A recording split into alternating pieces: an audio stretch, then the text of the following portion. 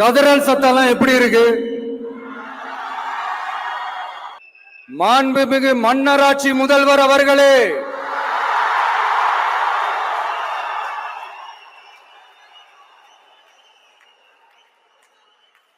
மாண்புமிகு திரு முத்துவேல் கருணாநிதி ஸ்டாலின் அவர்களே, பேரை மட்டும் வீராப்பா சொன்ன பத்தாதவர்களே, செயல்லையும் ஆட்சியிலையும் அதை காட்டணும் அவர்களே. ஒன்றியத்துல பாஜக ஆட்சிய ஒரு பாசிச ஆட்சின்னு அடிக்கடி அறைகூவல் விடுத்து விட்டு இங்க நீங்க பண்ற ஆட்சி மட்டும் என்னவா?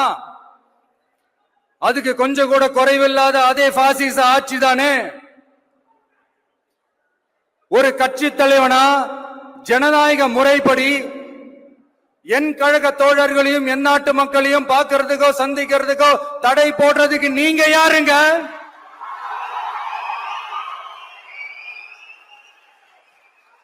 தடையை மீறிய மக்களை பார்க்கணும்னு முடிவு பண்ணிட்டா போயே தீருவேன். சட்டத்தை மதிக்கணும்ன்ற ஒரே காரணத்துக்காக தான் அமைதியா இருக்கிறேன். நேத்து வந்தவெல்லாம் முதலமைச்சர் ஆகணும்னு கனவு காண்றான்னு சொல்றீங்க. அது நடக்கவே நடக்காதுன்னு சொல்றீங்க. அப்படியேங்க எந்த கட்சிக்கும் இல்லாத நெருக்கடியை தமிழக வெற்றி கழகத்துக்கு மட்டும் போட்டுக்கிட்டே இருக்கிறீங்க.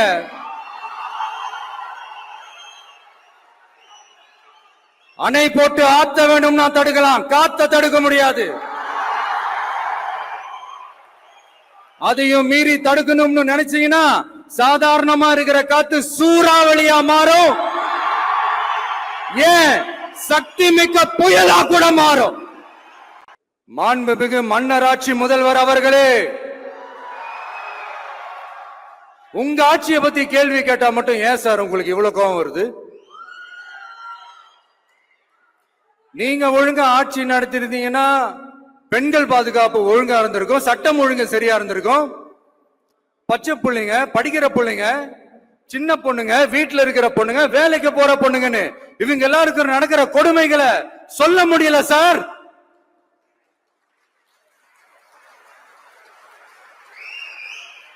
இதுல வேற உங்களை அப்பான்னு வேற கூப்பிடுறாங்கன்னு சொல்றீங்க.